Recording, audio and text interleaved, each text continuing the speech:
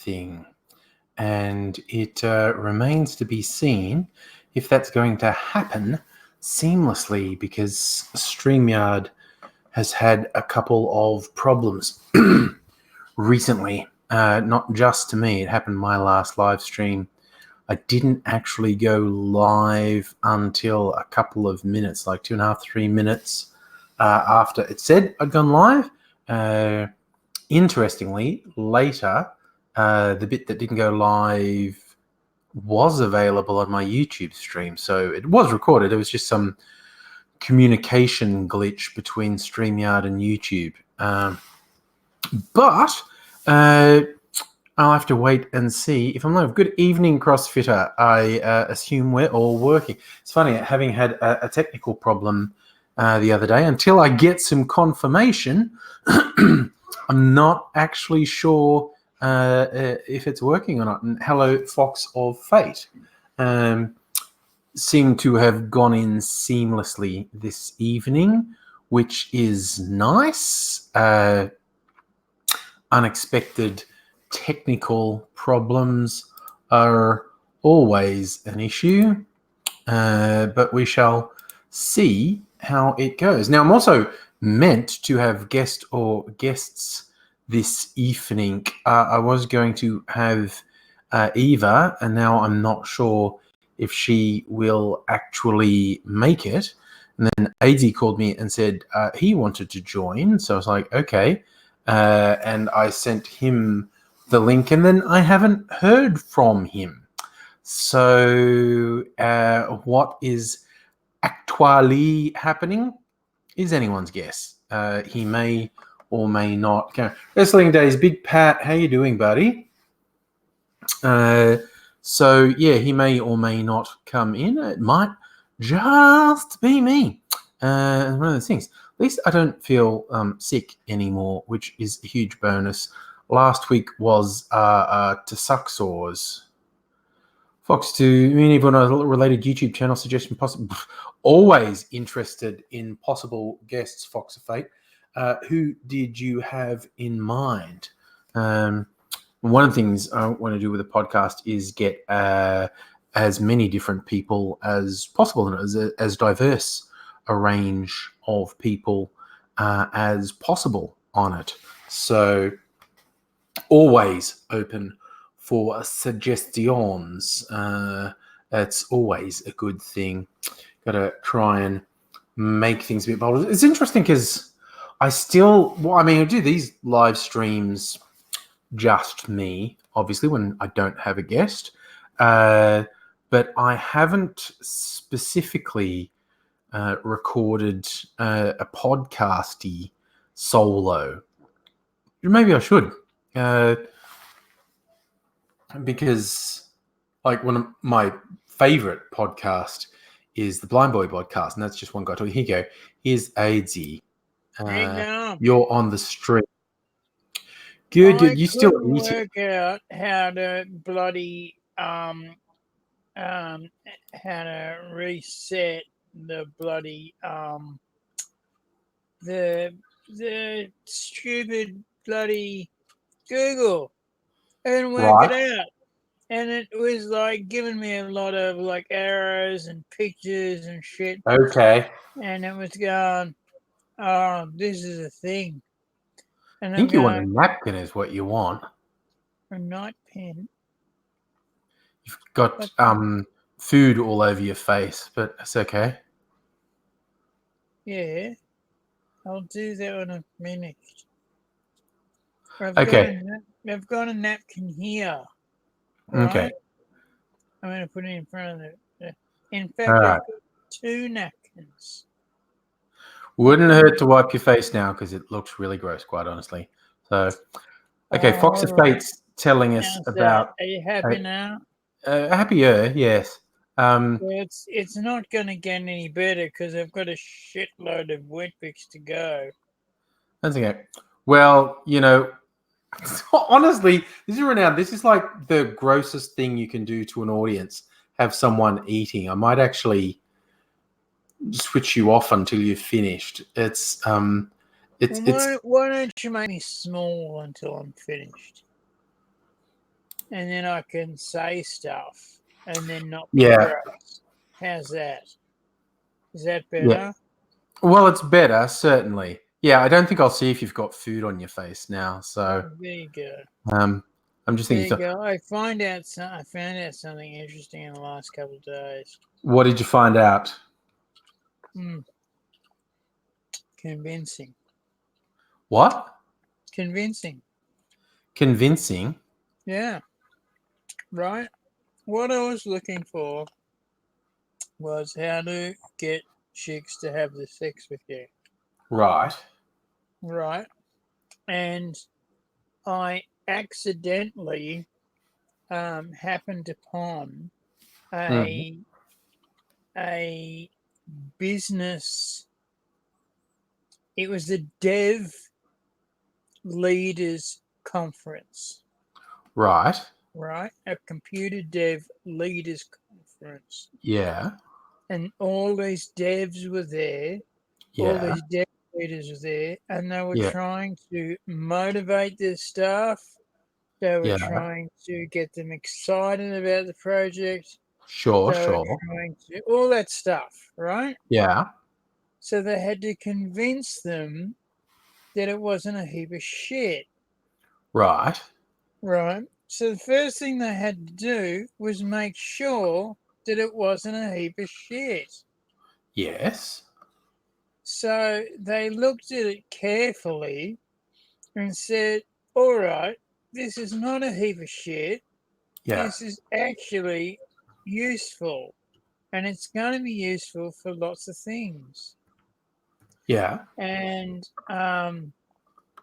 then I was looking at a jail. Okay. And these jails were about not getting the guys to come back, right? Right. And so what they were doing was they were Mm. convincing people Yeah. that they weren't shit, that Yes. they were going to give them skills, and that if you build on skills, Yes. you're actually only going to climb the ladder Yeah. of success, Yes. right? And you Right. might stop. You Yeah. might stop. Double car garage, family, middle class income, send the kids to school. You Yeah. might stop at that Mm. and Mm-hmm. be happy with that. You Yeah. might stop at Louis Bezos. Is that his Yes. name? Jeff Bezos. Jeff Bezos, right? You might stop there, right? You might stop at bloody what's his name with 99 windows? Yeah, you know him. He was Microsoft. Gates. Gates, Bill Gates, right? Yeah. Who's he? Anyway, you might stop there. But they were convincing them that you didn't have to be shit. Yes. You didn't have to be crap, Okay. right? And Yes. so I was intrigued at this convincing people. Sure. Sure. How do you convince people? Yeah. And it's about showing them Yeah. that they've already got skills and that they can build on the skills they've got Mm-hmm. and consolidate that and then build on that. All right. So And your idea is to maybe adapt that with incels, instead of telling them they're pathetic losers, that they do actually have, there's something about them that is of value and that can be built on. that's exactly what I'm talking about. And That is yeah, I think exactly what I'm talking sort about. of had this discussion, Everybody that strategy shouts of at being them. positive. Everybody shouts at them. Everybody says they're shit. Everybody says they're cunts. Everybody says they're wankers because they are, right? Yeah. But no one says your basic your basic tenement is to Mm. have the sex with a woman. Guess what? Every male's basic tenement is to have the sex with a woman, Or right? with someone. With someone, yeah, right. Yeah. Um, I'm being when I'm actually going to start this, I'm going to be starting dramatically and saying woman, man, woman, man, Yeah. woman, man. Which It are doesn't different matter. dynamics, of course. Different Yeah. dynamics. It doesn't care. It doesn't matter. All right. Or But got a I few know. hellos. Just going to say hello to Lion, Spider, and Oh, David. I line David and Spider. Yeah. I line Spider and David. Why To, not? to me, the interesting dynamic is because there's that weird Jekyll and Hyde thing. Oh, and a few more hellos. Kaiju and Pugwash. Hello. Um, Hi, how you there's doing? that weird Jekyll and Hyde thing with the incel crowd, like the raging anger. And there's the one thing of, I am cast out of the Garden of Eden because I don't fit the Chad mold. And they really do talk themselves down and Yes, they do. say shit things about themselves. But at the same time, they'll have this really fucked attitude that this, exceptional, assuming they're after the ladies, they go, this exceptionally hot chick has to go for me, or there's something like, intrinsically morally wrong with her.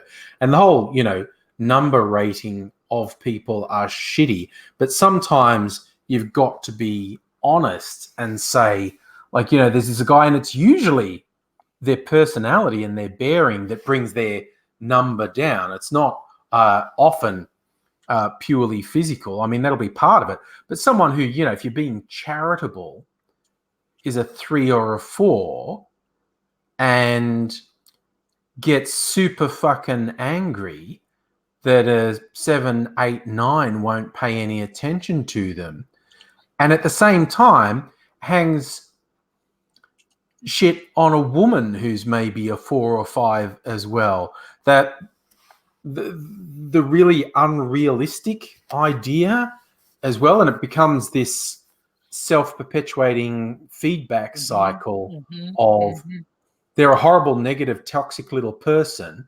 Yeah. They see the world in a really negative way. Then they behave in a really negative, obnoxious, toxic way.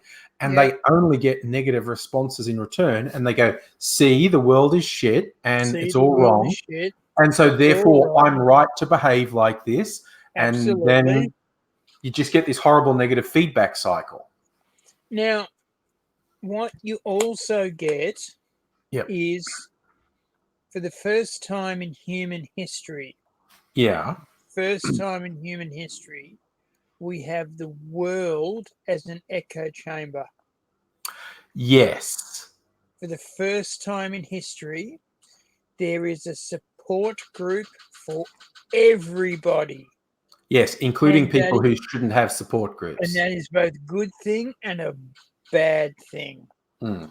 Right? A good thing in the sense that gays who live in the country say, I'm about to kill myself because everybody here hates me. And gays who live in the country say, don't. You are coming to visit me. We are going to have a wild time. We may even have sex, you never know.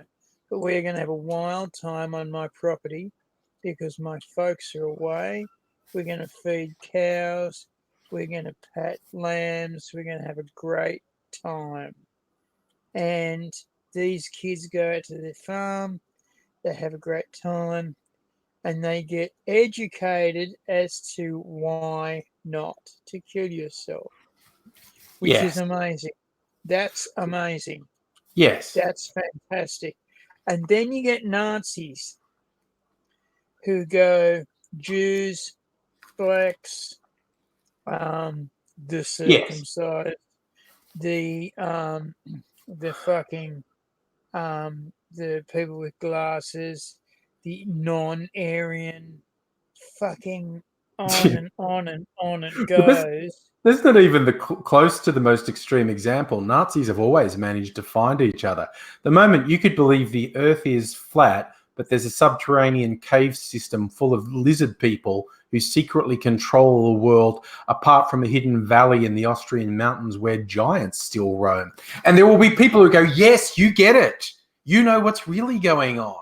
Like, there is nothing that is too fringe that you don't end up finding someone who supports it, thinks the same thing. It's about, hi, Safa, by the way. Yeah. Hi, Safa.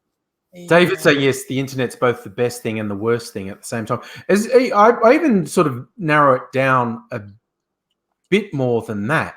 The best thing about the internet and the worst thing about the internet is the same thing. Yeah. You're never alone.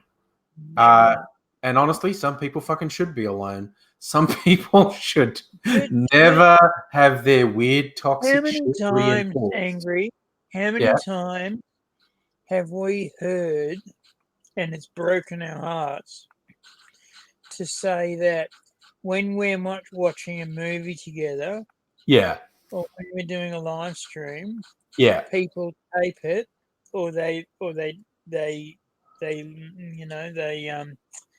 watch it again, and they do it when you're cooking or eating dinner, because it's like having friends eating dinner with you, or cooking or cleaning. It's like having friends. That was like, there was that whole genre that got really popular in South Korea, of the people eating meals on camera and people sitting with them, because then they felt like they weren't alone. And the heavily industrialized and technologified society of South Korea has left a lot of people feeling really isolated.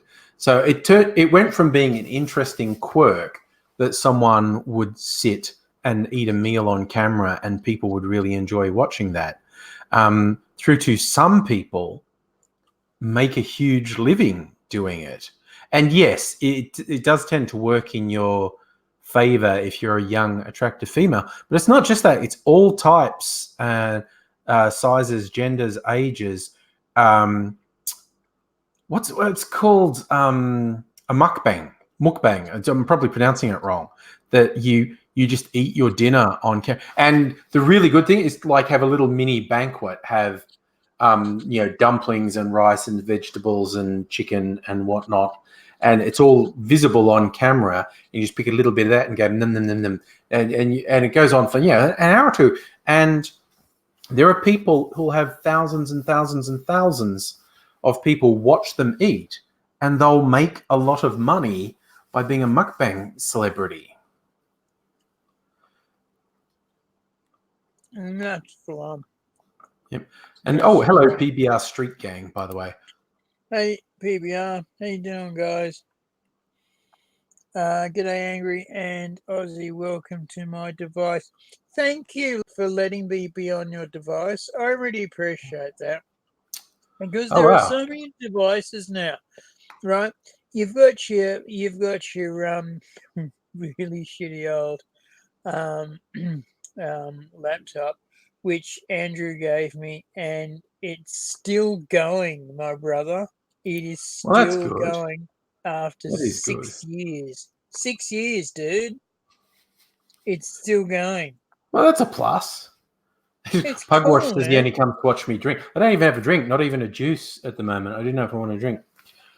Anyway, I might drink some of my moonshine, because that is very mild. It's, despite the fact they call it moonshine, it's only 20% alcohol, and it's quite all the tempering. Yeah, whereas I think the old mountain moonshine tends to be. Did like you know the temperer is the man who calls the shots? Okay.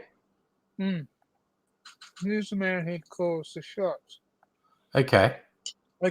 So the first 3 glasses of moonshine that come out of the still Mm. are poisonous. They are absolutely poisonous and they will kill you. So they are set aside for cleaning and for dissolving, right? Mm. The next 6 glasses are set aside for heavy tempering. Okay, so something like 70% water goes into that tempering, and then it goes Right. down and down and down and down and down and down and down until it's 30% tempering, Mm. and then they stop tempering it and they put that run back into the into the into the grain, Mm-hmm, um, mm-hmm. into the crushed grain Yes. for the next cycle, and Macerated. it macerated and apparently tastes great. Apparently, if you keep on doing it, it tastes really good. Oh, there you go. Uh, I so say there you go. hello, Megaleech. You're saying yes, no, Eva. So my name for the stream is false advertising because earlier Eva said she was going to join as well, and but then not long before she's going, oh, this happened and this happened, so don't actually go. So I said not to stress, but it just makes the title of the live stream false advertising, but that's okay. We can deal with that. So Pugwash, I you've can actually. pretend. I can pretend to be Eva. Hello, everyone. How are you?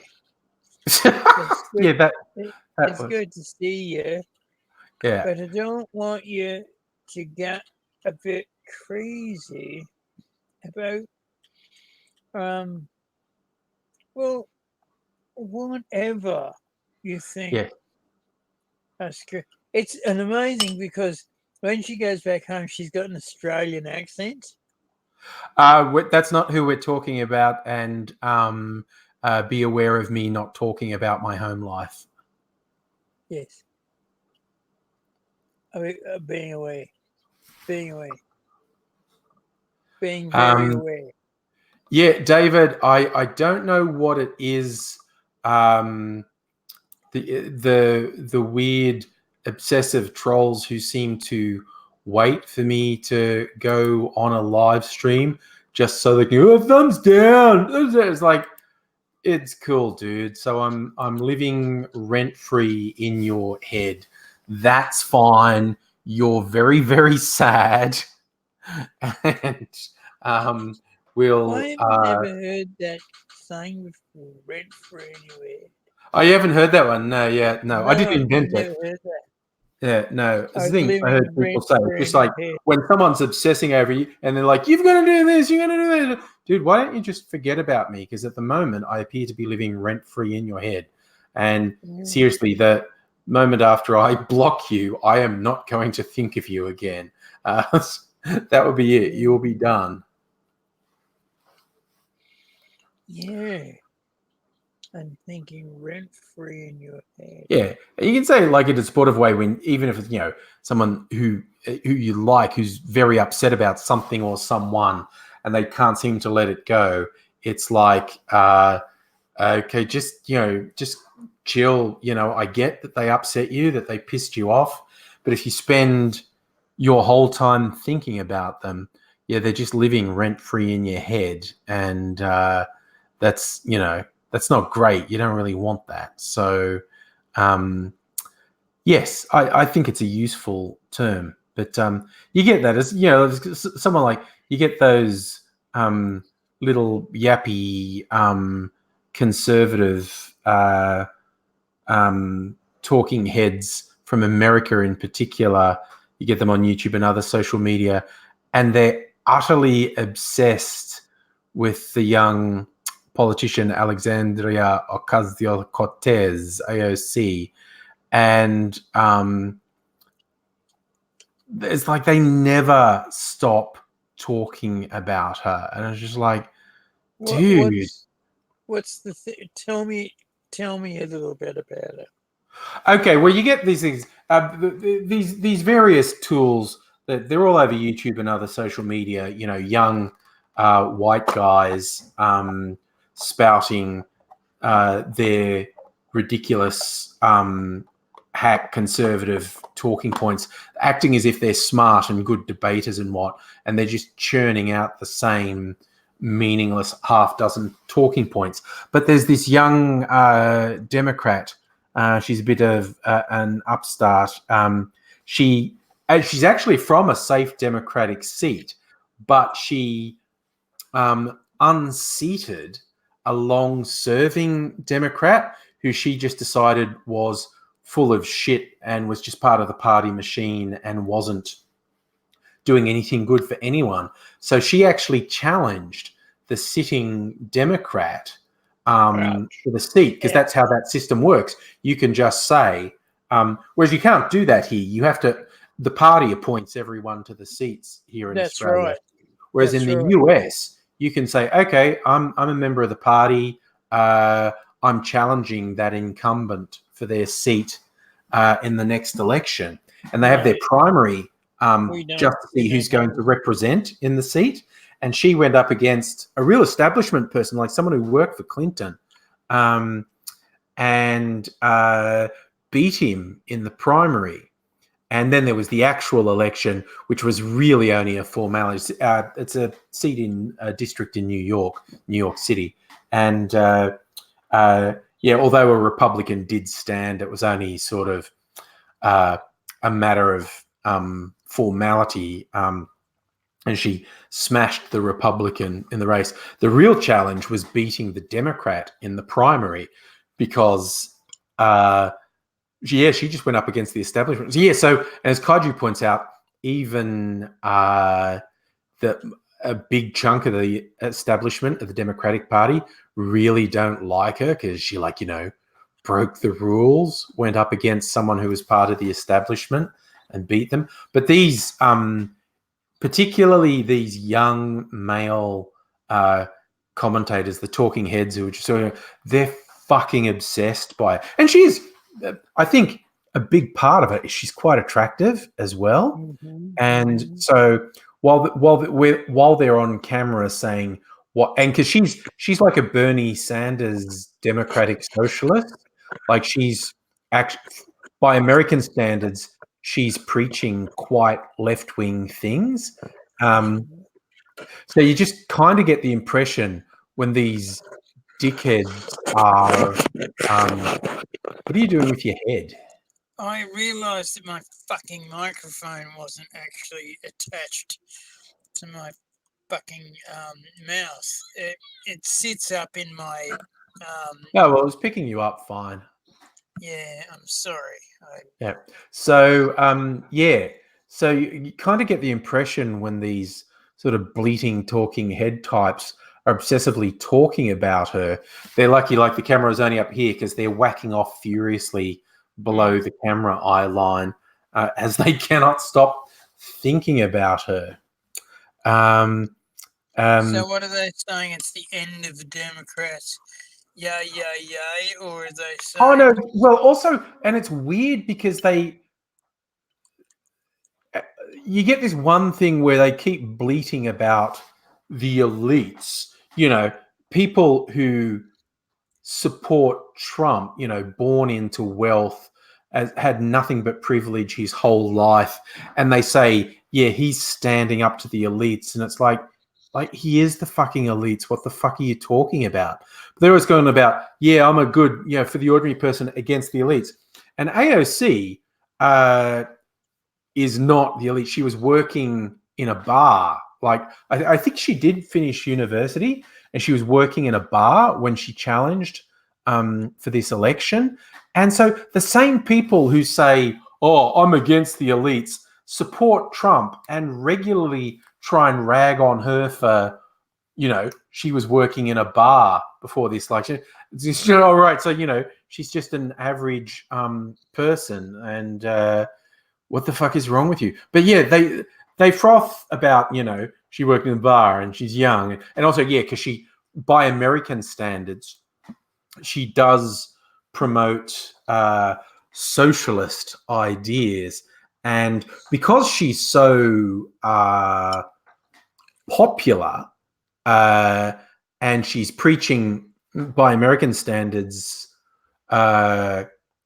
quite radical ideas, she freaks them out. She freaks them right out. They're terrified that she's so popular, and they're terrified that her political message is popular. And so they obsess over her, and they work themselves into a froth all the time. Yes, Dr. Barmer, this isn't Eva here. I could change the name of the live stream. It's false advertising at the moment. Yeah. Yeah, and you're right, Lion Spider. AIDzee actually has an excellent knowledge of economics and commerce, which is hilarious whenever any of these bleating, talking heads try to say they're going to make it look stupid and whatnot. And they will sometimes show a very short clip completely out of context. But if, they actually try and pose a question about policy or whatnot, she's always able to give a really thoughtful and cogent answer. And it's just like, they're so sure that they're smarter than her, and they just come off looking really stupid. So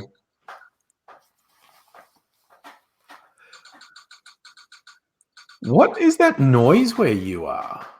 It's like a squeaky noise. Right. So, boss of the house is playing. He's playing. What do they call it? Something 5. Whatever it is, 5. What is it? 5? A game. Yeah, but it's something 5. What's it called? 5? It's in it's not Santa Barbara, it's Santos something. It's Well, not, it's it's the not that other important. one. It's the other one that Spirits Saints Row. It's the other one to Saints Row. It's the one that Rockstar puts out. Grand Theft Auto. That's the one, Grand Theft Auto. That's not a noise Grand Theft Auto makes it. But anyway, let's. Yeah. Anyway, so Jason's now decided to put on his earphones because you've made a comment. So Okay. So he's put on his headphones. It wasn't bothering me. Was it bothering you? Well, it's a bit intrusive, yeah. All right. Stick your headphones on, matey. But that's all good. So you get these people, and you get all right. Part of what we're doing is we're also convincing large groups of people in large organizations to change their thinking to a new form of matrix shift. Is that vague enough to make it okay? I didn't really follow that at all. Okay, so a matrix shift is basically a change in thought. It's basically taking a thought that you have that is solid and then moving that thought that is a new solid. And it's called a matrix shift. A matrix is what holds you to the ground. It holds you to your steadiness. And then when you shift that matrix shift, Mm. It holds you to a new ground and a new set of not only values, but it sets you to a new set of creativity, new set of uh, new set of viewable, views, and a new set of hearing. Right? That's what a matrix Anyway, what are change. we getting to? I'm basically getting to. I was looking at forms of this when I found a whole bunch of different forms of this. I got this um, from prisons. I got this from bloody what do they call them? Incels. I got them from pickup artists. Mm. I got Yep, them yep. from nuns. I got them from priests. I got them from Boy Scout leaders. I got them from all kinds of different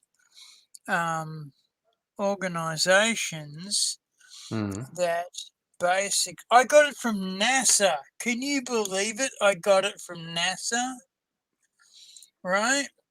NASA has changed itself deliberately 5 times, Sure. right?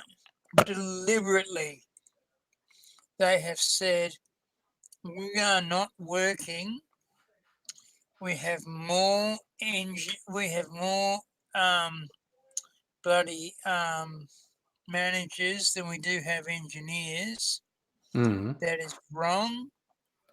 That is clearly not the way to do this. We are going to sack most of our managers. We're going to bring on, using that money, more engineers. Yeah. And they did that. And they made Sure. their engineers work harder for their money. Sure. And so this was a you'd be surprised, Jim Tech 1988. You'd be surprised, buddy.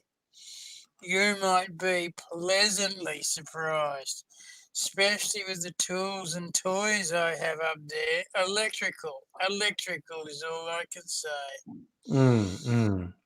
Um, I just thought you'd like that one, Jim. Because yes, the original title, when Eva was going to come on, and she actually just published a column uh, on myths about the butt sex, and I thought we could talk about that. But then she was otherwise engaged.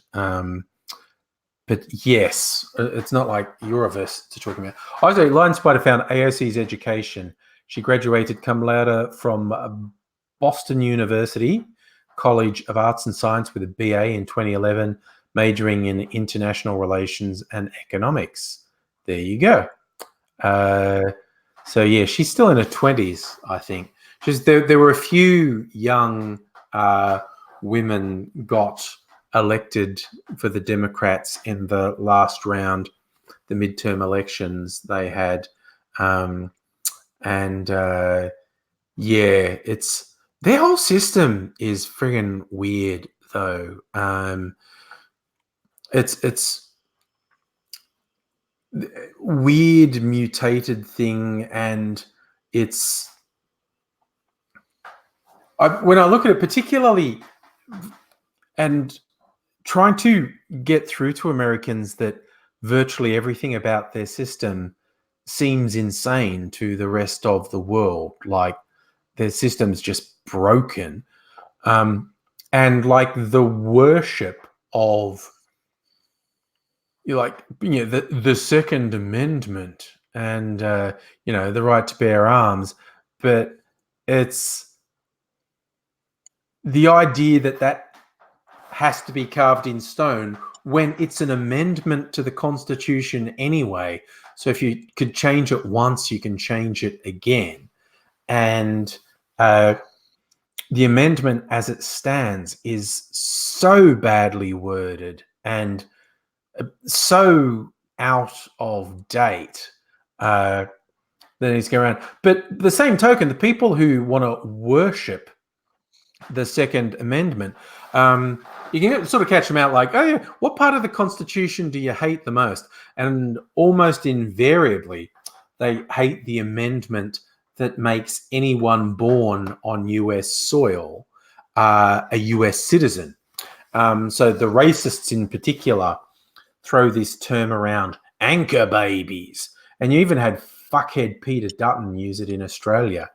But yes, if someone has entered the US either illegally or seeking asylum, but they have a child on US soil, that child's a US citizen, even if neither parent is.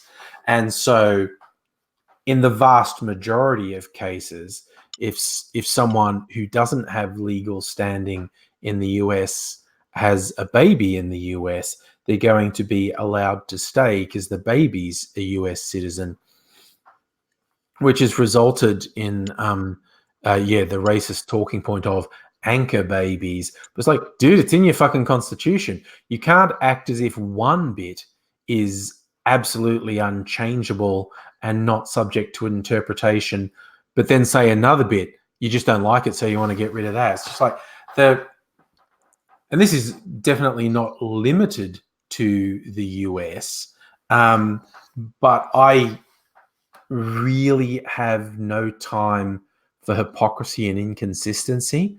It's like there's a lot of people who don't like my views on certain things, but I challenge them to point out internal contradictions or hypocrisy. I mean, they'll do it. They'll say things because they're stupid. Like the particular one, they're going to be free speech, and I'll say like, I'm not a particular fan of censorship, but I will, without hesitation, block people and delete their comments and whatnot, just because I have no interest in giving a platform to fuckwits.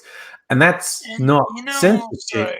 Censorship is an action of a government using the law to silence people. It's not an individual saying, you're really fucked and I don't want to hear from you.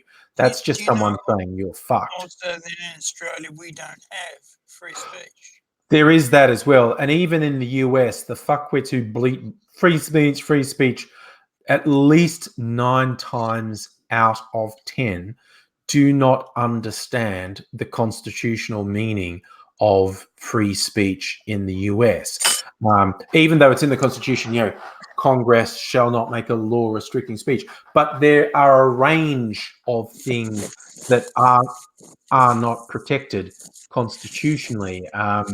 That's direct incitement to violence or crime. They've made all the mess go away. Yep. Are you finished, are you? Yeah, I've made all the mess go away. Good.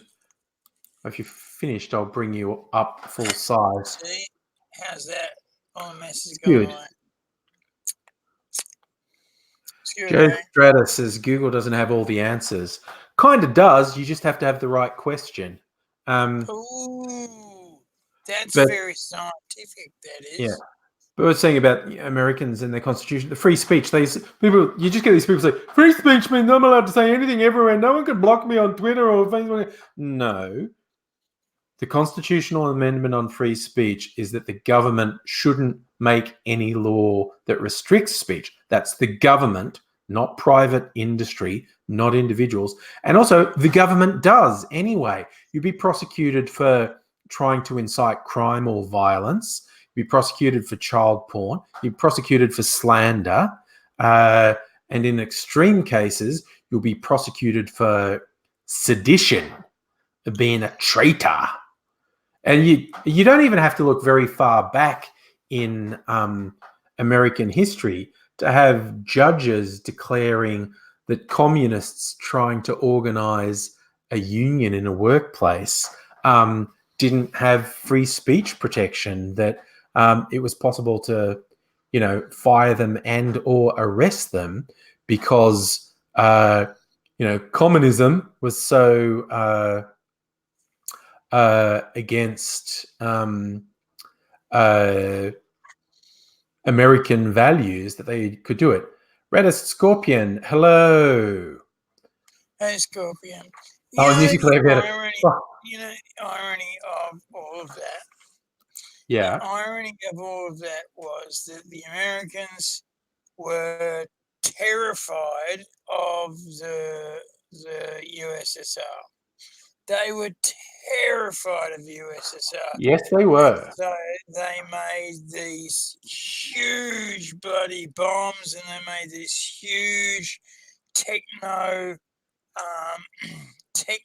beasts of war, ready to just annihilate everything that went against it. Okay. Yeah. And in the end, in the 90s, when it all fell apart and everybody got records from everyone else, it was actually shown that the USSR was terrified of the USA because they were surrounding them. They were surrounded by the USA, and they had nowhere to go. They had nowhere to go. Yes. And basically they had the best radar system in the world, because if they didn't catch those motherfuckers coming in, they were screwed. Yeah, if the USSR had done to the US what the US did to the USSR, namely surround them with military bases, Americans would have lost their fucking mind. Like that time, the Russians were going to move nuclear missiles to Cuba. America freaked out. But the US did that to Russia. They had bases just in neighboring countries. Hey, speaking about that part of the world, Kaiju asking about Jock Palfreyman. Have you been looking at the news at all, AIDzee? Not recently. I heard that our mate Trump may very well be impeached soon. Yeah, the Democrats actually started an impeachment inquiry. It goes in phases, and this is about him leaning on Ukraine and saying, if you want to get aid from us, I want you to discredit one of my main competitors in the upcoming election, Joe Biden, through his son, who honestly almost certainly did have dodgy dealings in Ukraine. I mean, things we know for a fact about Hunter Biden. He smoked crack and has had psychotic breaks from his crack abuse, and fucked his brother's widow. And so I know. Well, I think he married her. She's a widow, right? You're allowed Yes. to do that. I know. Technically, you are allowed to do that. I'm sorry, but you are allowed to do that. You are also allowed to fuck your best friend's friend. And that's a good thing. Yeah. Do you know, I'm just going to say this now in public. Yes. Do you know that Rove was introduced to his lovely wife by Tamsin? Yes. Rove's first wife died of cancer, but before she died, she said she set up Tamsin. She'd be good for you. I want you to get to know her. Set up Tamsin to be with Rove. All the time. And she basically set up her husband to be with Tamsin. And Tamsin's a gorgeous person. She's the loveliest person in the world. And she wanted her husband not to be lonely. And she basically set up a new wife for him. Yeah, which On the sweet. surface, sounds a bit weird, but it's really quite lovely. Really sweet. It was really nice. It was like, Oh, all it's right. an interesting point. Musical Avia brought up, doesn't the Bible actually say you must have sex with your brother's widow? And Kaiju backs it up. It is definitely in the Bible. So Hunter Biden's been very Christian by looking after his brother's widow. But yeah, that's the other thing. Where is it? Kaiju brought up. There's a lad called Jock Paul Freeman, who's been in prison in Bulgaria for like 10 or 11 years because he killed someone in a fight in the street where he says he was actually defending two young Roma lads from a gang of racist thugs. But he ended up in prison. And he's actually been granted parole, but they're still not letting him out for some reason. It's weird. Okay, well, one of the troubles is if you get 15 guys against 3 guys, it's Yeah. sort of hard to go against. When you got a country that CSI is not so fucking good, then you really are talking about witnesses. One suspects that one of the reasons he got such a stiff sentence is the people he was defending were Roma, Oh, aka, yeah. aka gypsies, although that's considered a slur. There's no question about that. But no,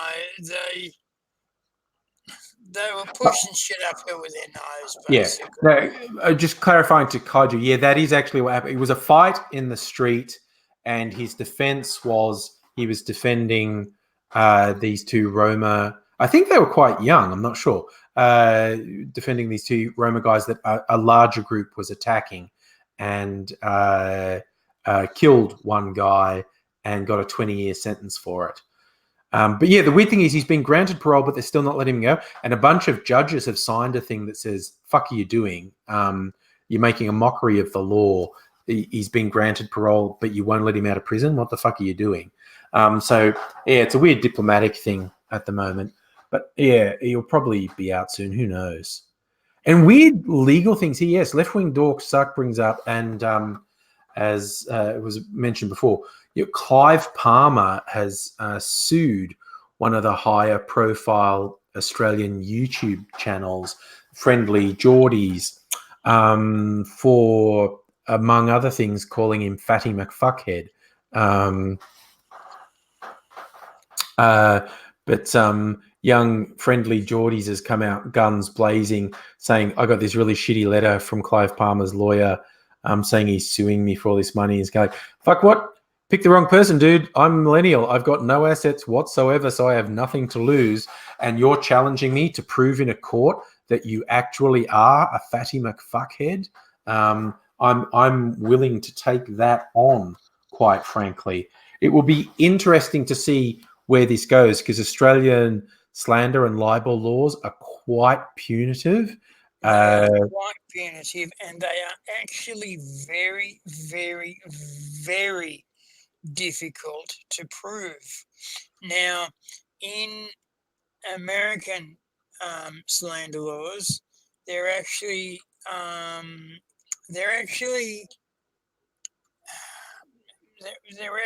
he said, she said, right? In British slander and libel laws, right, they are proof bound, okay? In Australian libel and slander laws, you have to come with fucking violent proof.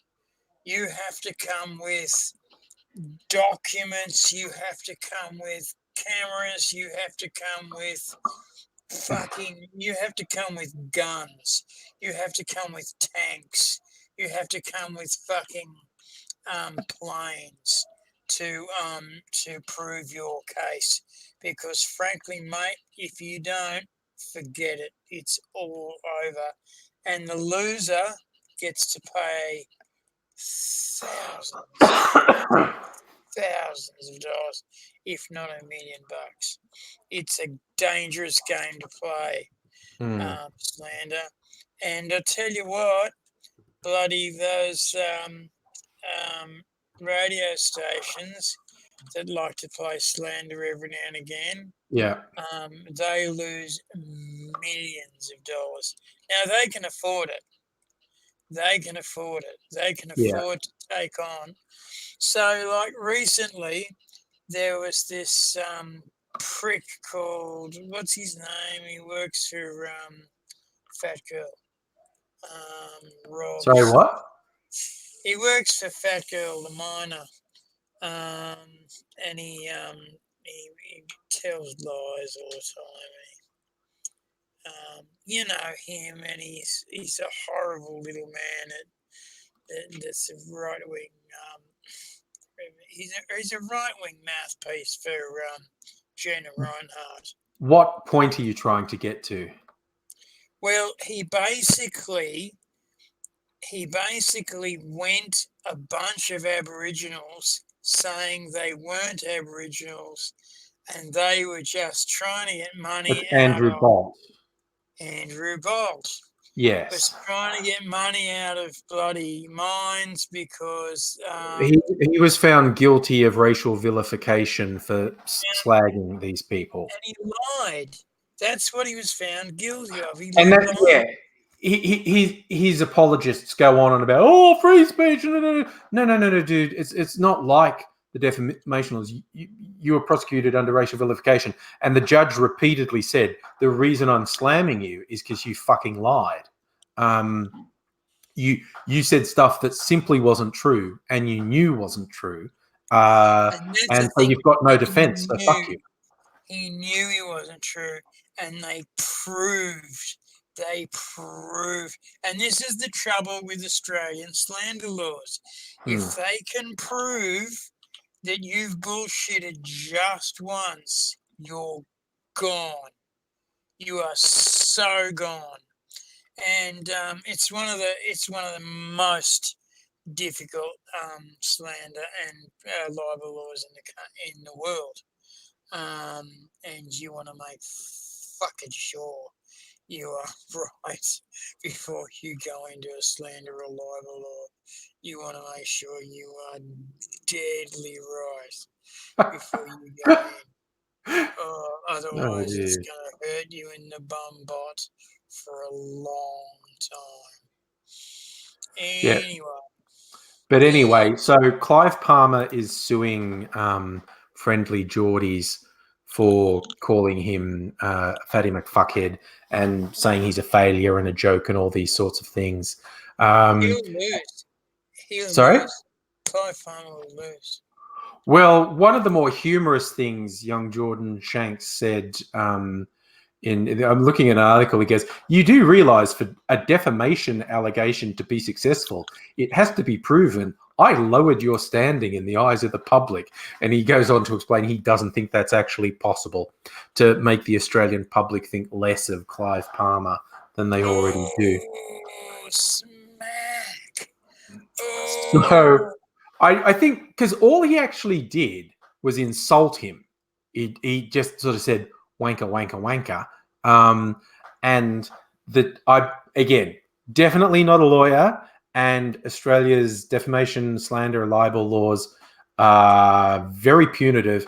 But I think someone in a comedic satirical frame just churning out a series of insults, I honestly don't think that's actionable under law. It's just like it's more like a rich person thinking they can just use courts to silence critics, which there is a better chance of that in Australia than in most things. There was an interesting one in the US just in the last week, not an actual court case. It was just a threat.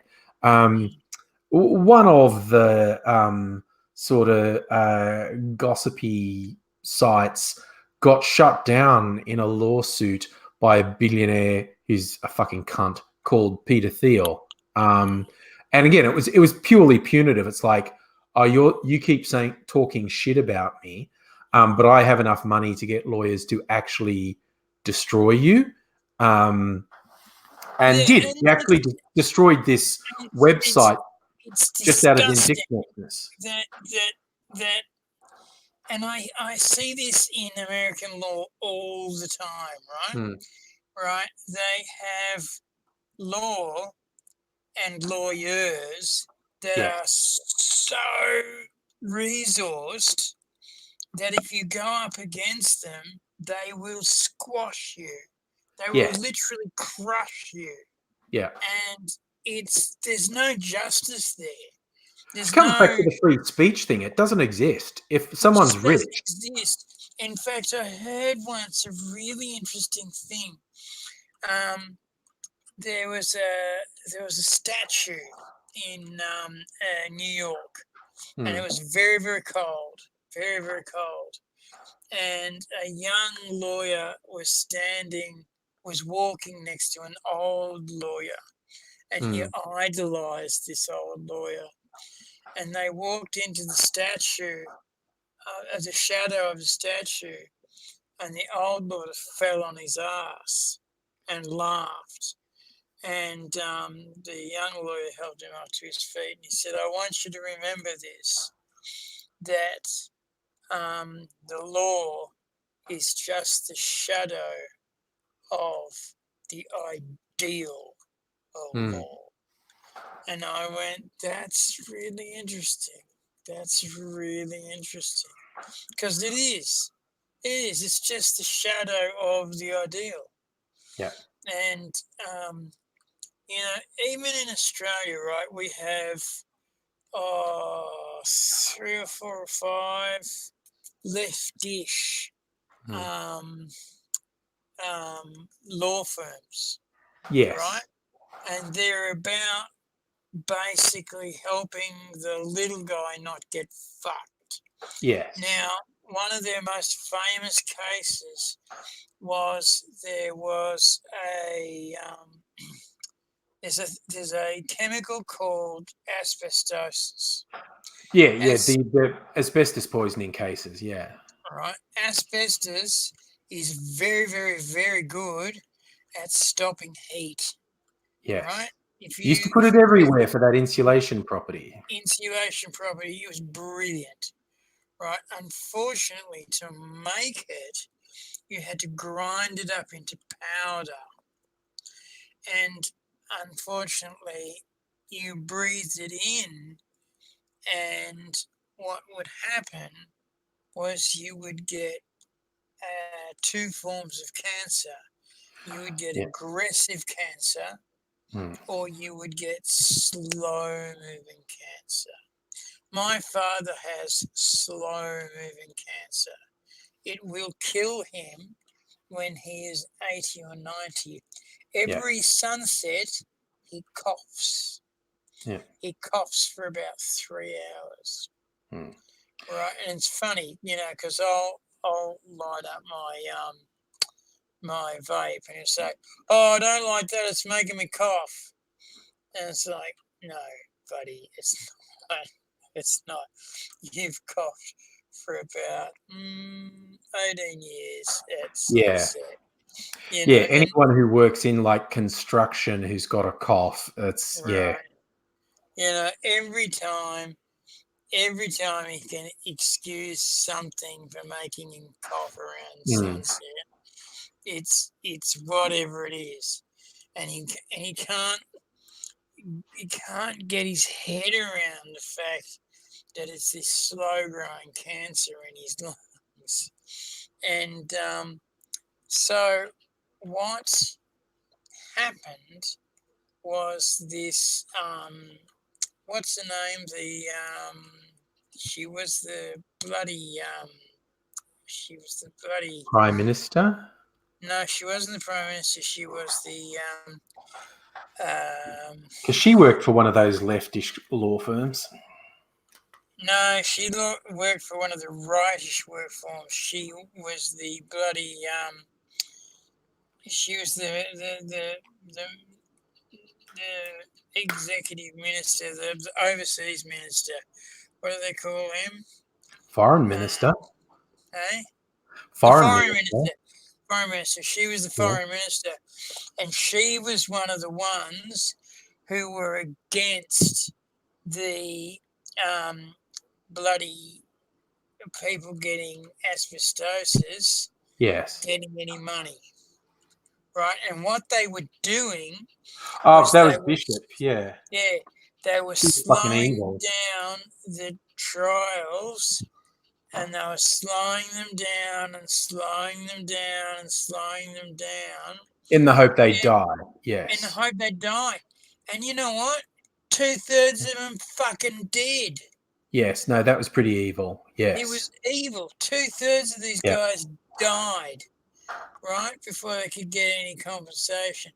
And of course, one third didn't die, and they got a fuckload of money. The government at the time was a Labor government, a leftist government, and they said, well, you know what, since you've gone to, because the company went over to Amsterdam, and they said, since you've failed to clean up your asbestosis site, we've still got claim on a lien on you, so you'll be paying us $80 billion. $80 billion. And they said, what's that for? And they said, well, that's to compensate the guys and to clean up the mess. Yes, because the cleanup is pretty significant. Yeah. And they paid half the money to the guys and half the money to the mess.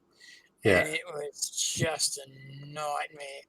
And of course, Amsterdam kept on having to pay because it kept on having to go. The cleanup had to go up and up and up and up and up because the cleanup was even worse and worse and worse than they imagined. Yeah. And what they were doing was they were burying it. They were burying it and they were burying it to hope it would go away. But what was happening was it was seeping through and bubbling around, and they kept on finding it. So they had to keep on going down and down. And they went basically down through an open pit mine. It was that bad. And they just kept on going. It cost them $100 million in the end. $100 million. Yeah. And BHP wasn't really impressed. Yeah. But to actually swing back while we're on the legal thing, back to the defamation thing, I just wanted to address the Pugwash, because we were talking about don't think Friendly Geordies is going to lose just for calling Clive Palmer a fatty McFuckhead. And he said, so if you're funny, you're safe. Short answer is a great big no. Very big no. If you are regarded to have defamed someone's character, even if it's within a comedy act, there was a notorious one not that long ago of a typical fucking hypocrite. He's on Sky News, which is the really shitty nobody watches wannabe Fox News channel in Australia. This guy called... I'm just putting the bowl away. It won't be long. Maybe 2 seconds. I can still hear you. All right. So this guy, Chris Kenny, who's typical for the sorts of talking heads on the show, who are like Andrew Bolt, who we mentioned before, convicted of racial vilification. And you go, oh, free speech is being killed, but and calls anyone who, maybe wants you to be vaguely decent to other humans, goes, oh, you snowflake, why are you so soft, you snowflake? And then this comedy group in Australia known as The Chaser, a show on ABC, making fun of Chris Kenny's constant bleating. It's one of the things you always go, oh, ABC's biased. The ABC is so biased. And these guys in The Chase are going, he's right, Look at what I found. This is just a typical example of ABC bias. And and they had a print of the badly photoshopped picture of Chris Kenny fucking a dog. And they're going, this obviously fake picture. This is typical ABC bias. And Chris Kenny sued them for that and won, which was ridiculous on a number of levels. The obvious one that he's always talking about free speech and why do you need a safe space, you fucking snowflake? And some comedians do a joke and he sues them. But it's not just that, because the actual joke was he doesn't fuck dogs. The picture was a fake made to slander him because of ABC bias. So the joke actually was that he doesn't fuck dogs, that this was fake. And the Australian court system is so fucked. He actually won the court case. That's an absolute travesty. So yes, being funny is in no ways a defense. Oh, wait a sec. What's happening? I can't hear you. Why can't I hear you?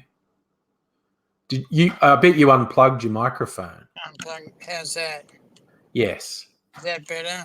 Yes. I've got an unplugger on my thing. Do you know why he won that case?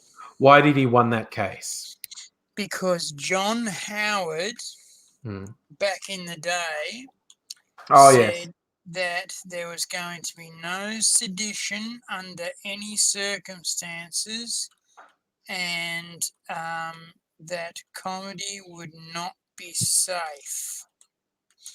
And even comedy, if it was seditious, would not be safe.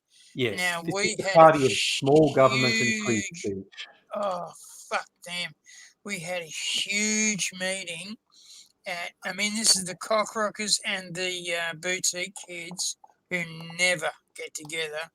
We had this huge meeting, and they were shaking hands all around and buying drinks all around. And basically, we had a QC, a High Court judge, a minister, like the Commissioner of Police, and the Commander of Police, and also a Prosecutor of Police there on the stage to talk about our rights.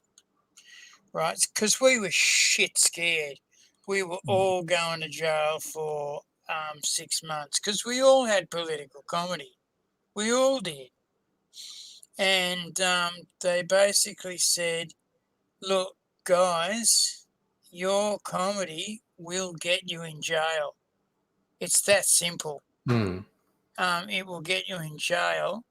And this is the situation. If you get arrested, this High Court judge, this QC, this Commissioner of Police, this Commander of Police, and this basically Prosecutor of Police will do everything in their power to shoot down this law and to this case. They will do everything in this power to shoot down these cases because it's wrong, it's un-Australian, it's basically everything that we are not. And essentially only 5 guys went to jail. They usually went for obscenity, like some very high-profile ones. Rodney Roode, ostentatious, were successfully, and that's usually in Queensland, they were successfully prosecuted for obscenity. I actually looked up. ABC didn't lose the case in court. They capitulated before it went to a jury and said, we're sorry, we're bad, here's some money. So they were worried about the fallout of it going to trial. So I was actually slightly wrong. The Chaser didn't lose a case. The ABC was worried they were going to lose a case, so they fucking knuckled under, and yeah, there you go. So the guys who went to jail, basically they went, we should shoot the front bench of the Liberal Party. That, Now, after John Howard had made his little speech. You can't get away with that. Yeah. You can't get away with we should shoot them, because basically that is inciting violence. Yeah. It's inciting riot violence, and Yeah. it's inciting illegal use of guns. You're not getting away with that. You're going. Yeah. They all of them pled guilty, because their lawyers said, do not go to trial. You will never get out of jail. Yeah. Say, I'm sorry, I'm guilty, go to jail for 6 months, and just, you know, just go These to days, of course, you go and be a free speech martyr, and you go to jail, but you'd do one of those GoFundMes to cover costs, and you'd come out of prison with a couple $100,000 in the bank from free speech warriors who wanted to support you. So, I mean, there are people who pull that fucking scam all the time. Something, oh, I got kicked off Twitter, help me fund my defense, and rabid idiots give them money. There was a famous case, I remember one in the US, and this is going right back, because it's Hunter S. Thompson when he was still alive. I remember him being interviewed by the conservative satirist writer P.J. O'Rourke. So even though Hunter S. Thompson was old school 60s lefty radical, a right-winger like O'Rourke still worshipped him. And he's interviewing, he said, Hunter was doing like a college tour in the US. This is in the 80s, so this was like Ronald Reagan era. And he was yelling at a guy, I saw him, Ed Meese. I remember it because it was such a funny name. It's like the plural of moose. Is Ed Meese. Yeah. How many meese did you hit with your car? I hit 5 meese, but my car is fine. Yes, but I'm never going to Canada again. Your car was driving at 180 miles per hour, and your engine is sitting in the trunk, right? Were you drunk at the time? No, I wasn't. I was driving in a straight line. Down the middle of the line, I can tell. Yes, that's how you go on the big nights. You treat the white line down the middle like it's cocaine, and the front of your car's your nose, and you just go. I might have had some Quaalude, sir. I might have had some Quaalude, sir. But what Hunter Thompson said, he was railing it because this Meese guy was a Puritan and was, preaching censorship, which is a dirty word in the US with the whole free speech thing. But this guy was Meese guy was literally preaching government censorship, and Hunter, under the influence of fuck knows what, was railing at this college audience and just shouting at them. You've and only said, got 2 hours, bro. Yeah. He's just like screaming at them, the fuck are you people even doing here? You should be out there curb stomping Ed Meese, for fuck's sake. And he said, I got a visit from the FBI for that. And they said, you are not allowed. They said, we're not arresting you. But we actually have to see you because I have to file a report to say I've come to see you.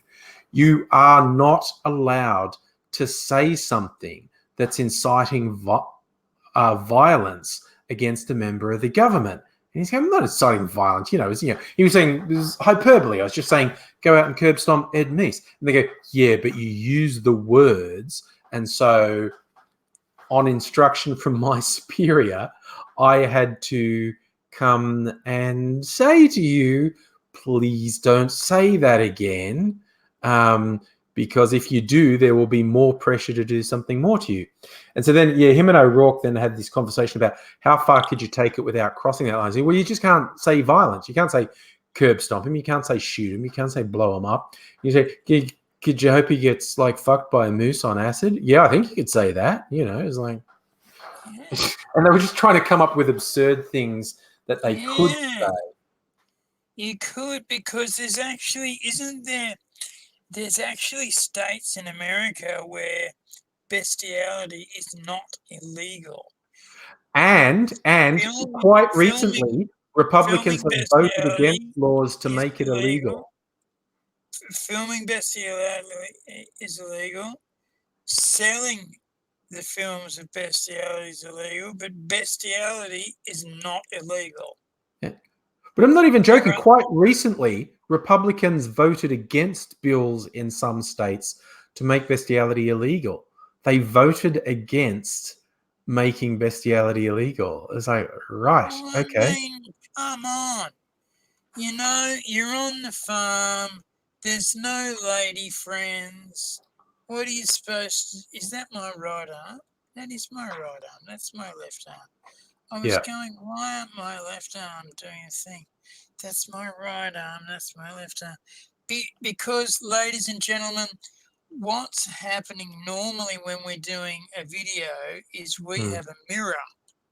Yes. And so it's actually easier. But what we've got this time is we've got your view.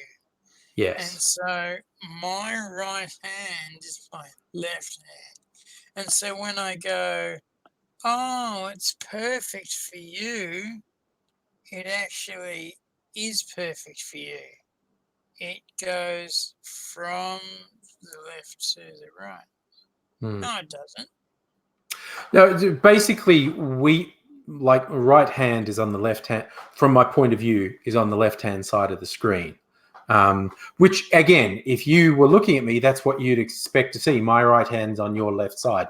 But seeing your own right hand on the left-hand side is a little bit disconcerting. What I often find, if I'm trying to reframe, it's quite difficult because I think, I want to move. No, wait, that's the exact opposite way to what I want to move.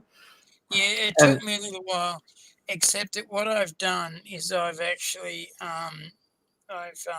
lined up a particular line on my toaster and a particular line on my cupboard, and so I now just have to look at it like that. Man, learning about bestiality was awkward as fuck. Was looking up porn back in the day. One of the first searches I was looking for was hot babe fucks horny stud, and yikes. It's the stud. Stud is actually a horse, yes. He's a horse or a sheep or a cow it's stud. It's a breed in the US. The Tennessee stud is a breed of horse, which I'm sure guys in Tennessee never shut up about. But yeah, almost Tennessee stud. Do you know that I've been listening to a really foul podcast recently? Yes, I tried listening to that really foul podcast yours again. I still don't like it. So understandable, mate. It's foul. Yes. It's foul, and it gives me the relief that I need without taking too many drugs, which I'm about to say. Yeah. Anyway, it's actually reduced the drugs that I take. Okay. Yeah, it's actually reduced the drugs that I take because it's so disgusting. There's only one bit. There was one bit that disturbed me. And it was disturbed by the host, and it was disturbed by all of the listeners and all of the lurkers. And the most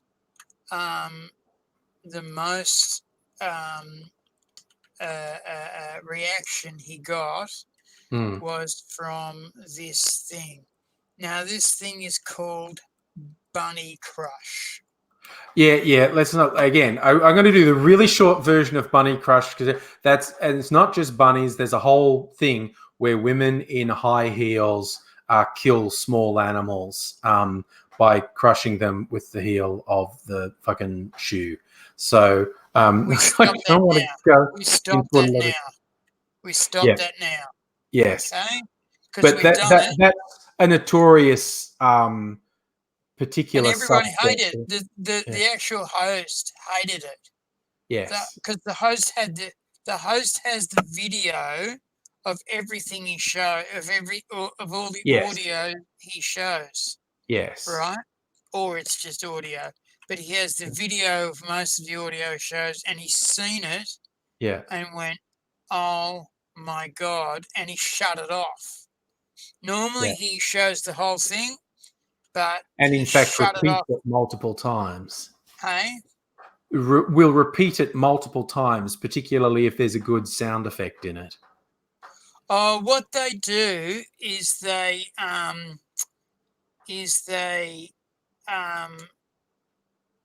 they'll do mashups with it. So they'll do a song with it, or they'll do a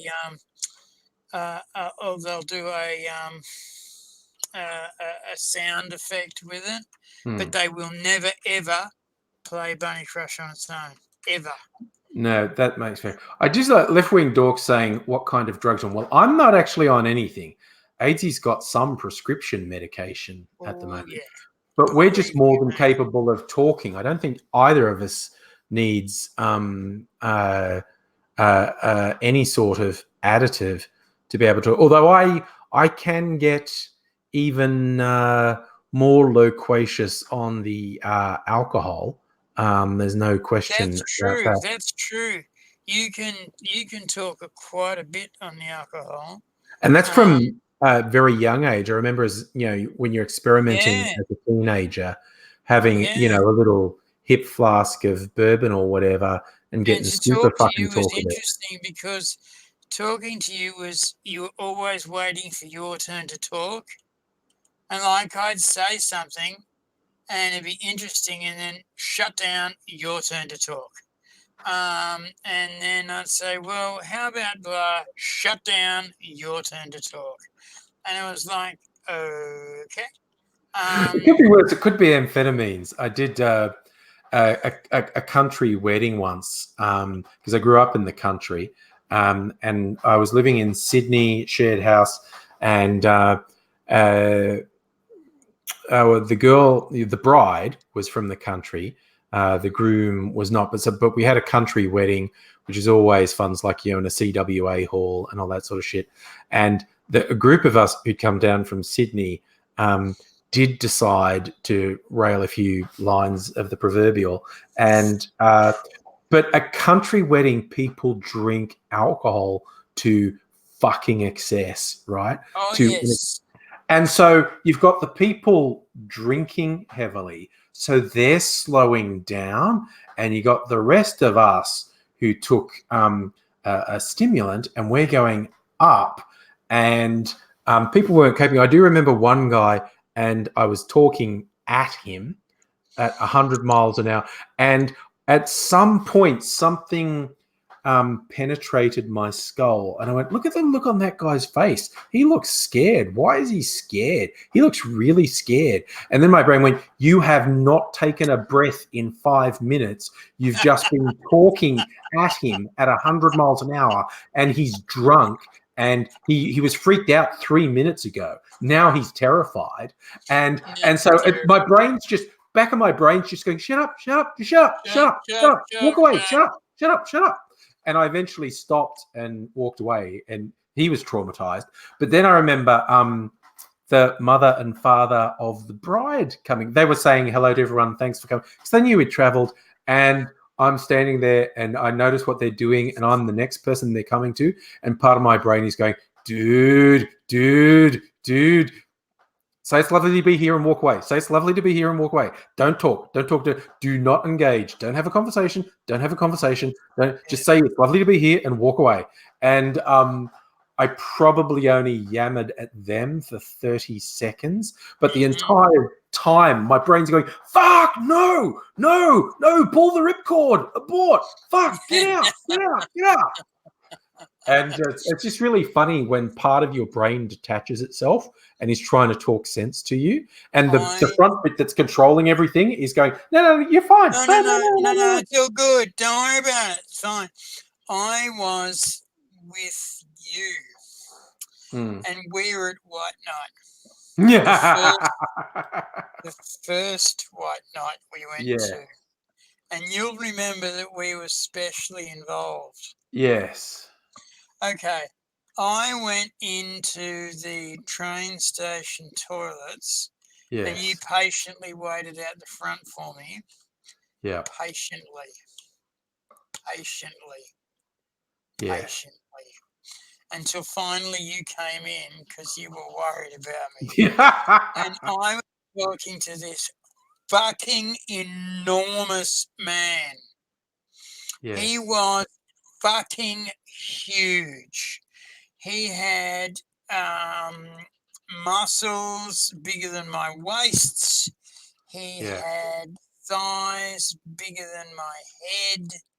He had a waist smaller than my arms.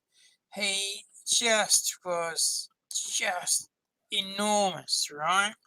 He could have touched me, like he could have flicked my forehead and put me through a wall. Yeah? Yeah. And I'm talking to this guy, right? And I'm saying, dude, as he's come out of the dunny, right? So you've got to understand that there's a wall for both sets of dunnies, and then there's women off that way, and there's men off that way, right? And then there's ambulatory dunnies. And he's coming out of the dunny, of the men's dunny, and I've stopped him. And I've said, dude, you are about the hugest man I've ever seen in my life. Yeah. You must have to exercise for that. You must have to pump iron for that. Is this a daily gym thing for you? And he goes, oh, yeah, it is. And I run a bit too. How long do you run every day? Oh, it's about 15 Ks in the morning before work, and then that's after gym at about 4. And then it's protein breakfast, and then, quick dump, and then off to work, I usually try and take public transport because then I can go for a jog to work, have a shower at work, and then arrive by 10 to 9, hit the computer. It's one of those stand-up desks, so I can do that. So I go, do you mind terribly if I touch your muscles? Because they're just amazing. And he's gone, well, I don't. And I've reached forward and grabbed his muscles and gone, well, fuck me. They are amazing because they've got these ripples in them, which are clearly different signs of muscles. And you've clearly pinched every one out. Now I'm guessing your legs are the same. I'm not gonna fucking grab your legs because that could get weird. We're talking inside, measurement here. We don't want to get Grabbing into a that. leg, grabbing a thigh. And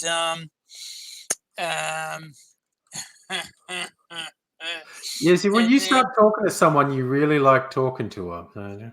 right, I'm just chatting to him, chatting to him. And then this man comes in, and he's fairly well built, but not as big as this man is built. And he goes, well, honey, is this man bothering you? And he says, no, not at all, sweetie. In fact, the radar says he's one of ours. And I go, he is. He truly is. Obviously, you don't like, me. I'm clearly not part of the clan. But yeah, I was starting to get an idea, and then you've come in and gone, everything all right, mate? And I've gone, everything's just fine, matey. Let's bail. And so we've bailed out of there, and I've met two fucking very strong guys who don't want to get their shit punched out of them. Weirdest thing ever. Yeah. Well, I was just reading. I was just flicking at news things, and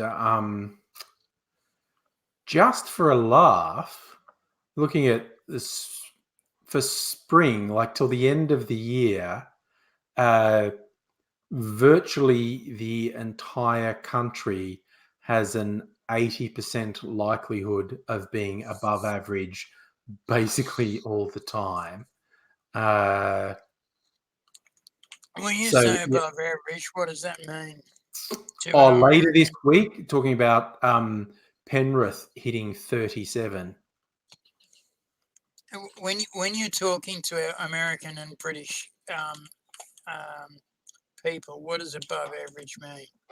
Well, okay. I've actually got a converter here so I can get it right rather than guessing. So,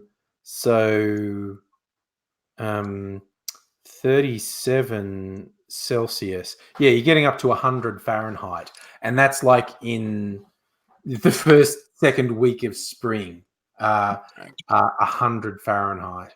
And that's Well, expected to be sustained until the end of the year when it will just get hotter because then we'll be in summer. And as it stands, virtually all of inland New South Wales is going to run out of water. Like major centres of population are going to run out of water. Yeah, so we're fucked.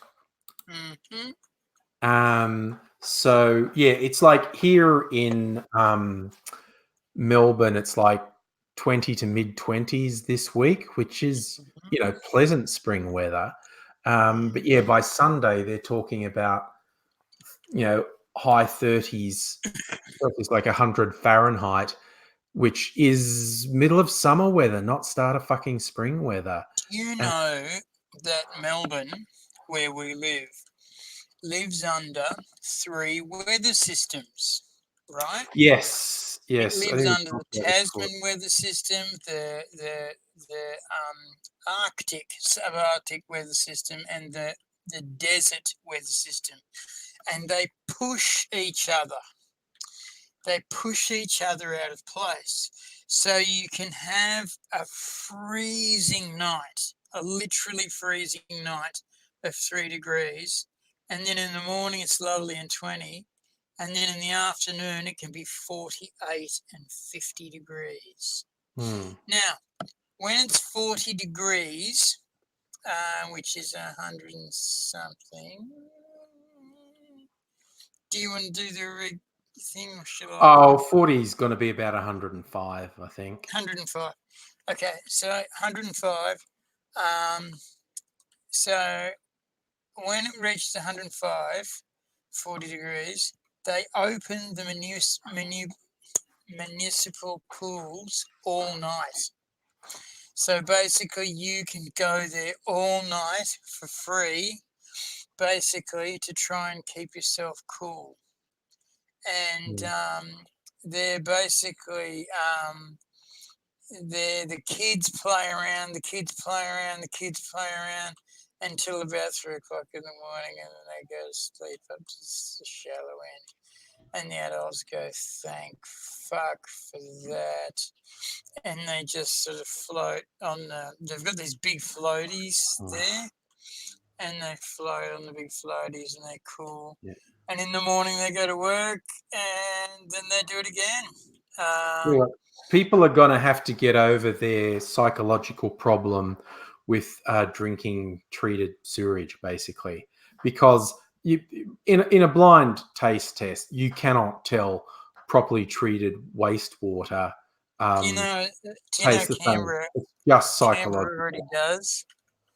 Canberra Lots already of does. places around the world do. Every fucking city in Australia should be recycling wastewater into drinking water. Because we don't have any water. Do you know the lucky country is a sarcastic comment? Yes, yes. The And I'm lucky sure country. the author wants to bang his head against a wall.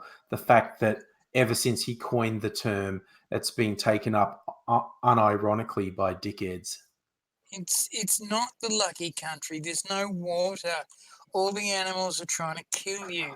The Yes. weather's trying to kill you. The fucking distances are trying to kill you. If you run out of a fuel on an aeroplane, right? Hmm. If you fail to ditch it properly, you're dead. Yes. Look, this fucking country is death. But that's the So colonists' fault. Here's the thing: something you'd enjoy reading. I listened to the audiobook, I have to admit. A recently published book called Dark Emu.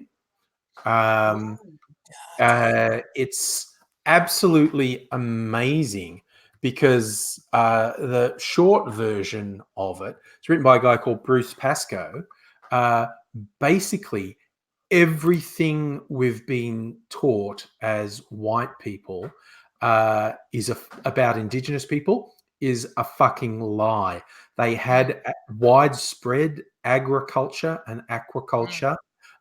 They had permanent residences. yeah, they had stone buildings. Yeah, And the fucking settlers just either deliberately or ignorantly destroyed virtually everything. Well, what's hilarious because oh, his they didn't research. ignorant. No, there was no ignorance, mate.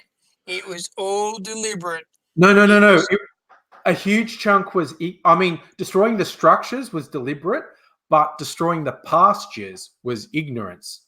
Oh The, yeah, yeah, the Bruce Pascoe bases most of the book evidence of contemporaneous writing. What is hilarious is the colonizers who looked way down their nose at the native people, yeah.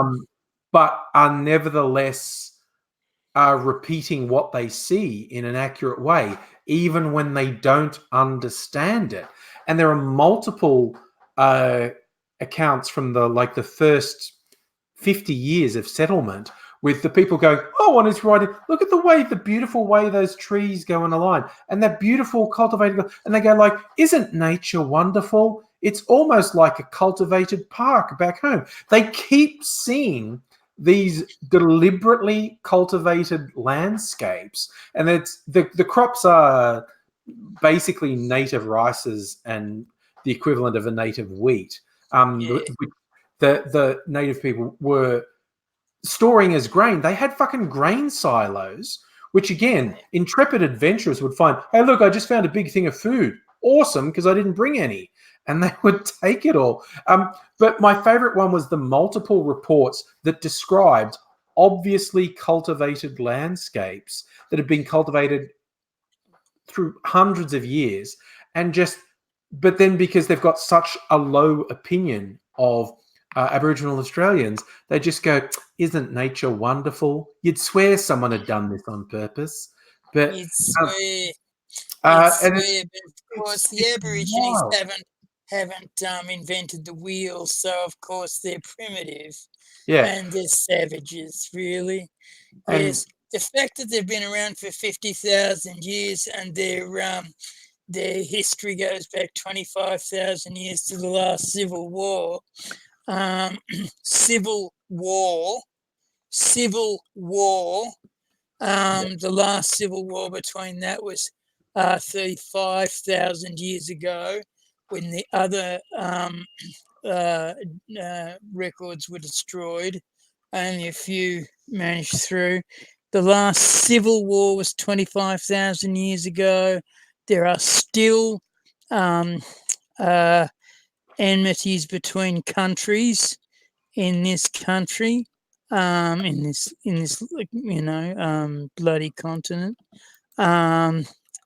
They're happily far enough away so that they don't have access to guns and basically walk in the middle of the night and shoot everyone, because it won't be bloody shotguns either. It'll be automatics. And yeah, man, they do not like each other. And the other thing too that people don't recognise is Australia was basically a feudal system, right? There were 2 or 3 families that basically owned everything. Yeah. And then you had the yellow men, right? The high priests. Yeah. And then you had Yeah. the vast majority of hunt. You had the hunt the bloody warriors who Yes. were the same sort of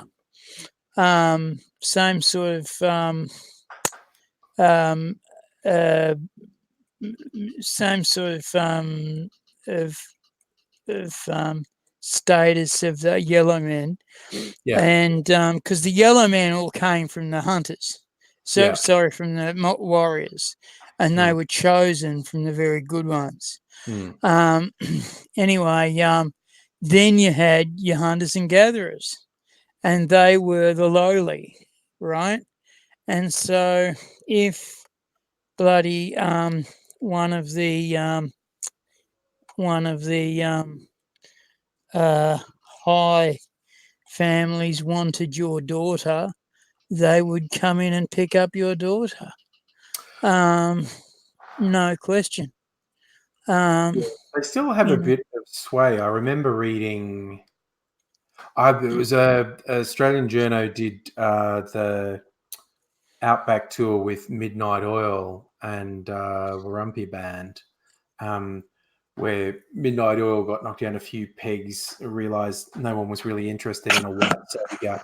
But there was a funny thing when they were near Alice Springs. I think it was for the Aboriginal Games where they're doing all the things with the spear throwing, boomerang throwing, and basically everyone from surrounding communities there, all having a good time, and someone ran in and basically went, "Yellow Ochre men are coming. They want some young men," and the place just emptied because it's like, yes, on one level, it's an honor to be taken in by the Yellow Ochre men to be initiated, but also you don't actually have a choice if they select you. And basically everyone went, "I don't want no trouble," and the place apparently fucking emptied in minutes. Just one person ran in and said, "Yellow Ochre men are coming," and time to go.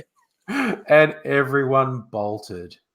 It was wild. Oh, the other thing from Dark Emu, well, there's a couple of amazing things in Dark Emu, but one bit that just made me laugh, there was this family of settlers who pushed way further out than anyone else. They were like going down river looking for more farm, because, literally the squatters, they were just going and saying, "This is mine now. I own it. No one has stopped me. Nothing to stop me saying all this land's mine." And this one particular family was pushing way down. And this guy in his journal, he wrote like how they're down the river and they found a local tribe, and the men were shouting something at them and waving sticks. And this guy tried to transcribe, because they were shouting the same thing over and over. And this guy tried to transcribe what they're saying, but he's basically pretty sure they were welcoming him, like, "Hey, yeah, it's great to see you. Settle on in, we'd love to have you here." No. And these guys end up being, some linguists, because this was, again, from the first 50 years of settlement. Some, like 150 years later, some linguists looking at this guy's journal saying, okay, he's written something down phonetically and it doesn't match any language exactly, but they looked at the sounds and from the probable language from that area, and they're going, hard to be sure, but we think you could approximate what was being shouted at him was along the lines of "fuck off or I'll spear you." And this guy's just blithely gone, they're happy to see me. They want me to settle and have a farm here. And they're all just going, fuck off. I will stick this straight through you, man. I will fucking put this straight through you. I will kill the ass out of you. And there was a shitload of that went on the frontiers. Oh, yeah. With, again, the indigenous people going like, maybe if we kill one or two of them, they'll fuck off. But then, of course, you then get someone sweep down and kill dozens of civilians in retaliation. But I mean, too, amazing. you know, there was what people forget was they remember that the big fight was between the Victoria Pass and right through to Bathurst. Right, yes, that was the big fight. Well, people forget that the fight kept going to Western Australia. Yeah. They never gave up. They never gave up once. Yeah. You know, they kept on fighting, and basically it was because of technology and superior tactics. Yes. What the British were always good at doing was finding who was against who and then basically offering support. Yeah, divide and conquer. They did in all the colonies. They did it all the time, and they won all the time. They did it all through Africa, all through Asia, and here in Australia. I tell you what, if I win Lotto and have a huge thing, one of the things I'm going to do is find the right people who know the right stories, and some Indigenous filmmakers, and basically just bankroll some movies or maybe a TV series about the frontier wars, because that's how you communicate things to people, with stories. And the huge blind spot Australia has with the frontier wars needs to be corrected. But yeah, that's one of the things I do if I want a huge chunk of money on Lotto: find the right people and produce some movies or a TV series of the frontier wars, just to get the story out, because it's a pretty freaking amazing. Well, it's stories that fucking cascade out across the whole fucking country, and again, you tell the average white person, and it's not really their fault because our education system pretends none of this happened.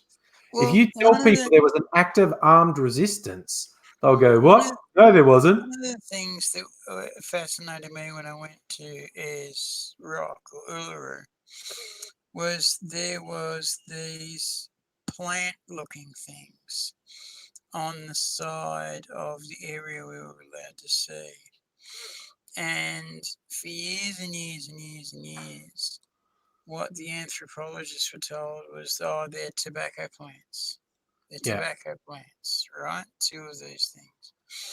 And then one of the anthropologists went, hang on a fucking second. Tobacco plants didn't turn up to this country until 1815. These have been here since something like 20,000 years ago. That's not right. And then basically what it turned out to be was a family history of the owning families, of the dynastic families, basically going down for 20,000 years. For 20,000 years, there's this dynastic families going down, basically down to today. And if they needed to spread it out, they'd spread it out. If they needed to thin it out. And it was amazing. I mean, and there were tiny little dots. Tiny, tiny little dots. And the dots basically were the women, because it was not a matriarchal society. but it was a matriarchal lineage because you knew that the males were from the females. Doesn't matter which male made it. Yeah. It was the females that made it. And also, what was wonderful, what was seeing Aboriginal paintings on cave walls, and they Yeah. said, "What do you see?" And they said, "Oh, dots." And they said, "Oh, you see people sitting around campfires, right?" Mm. Now flip it 90 degrees towards you. Now what do you see?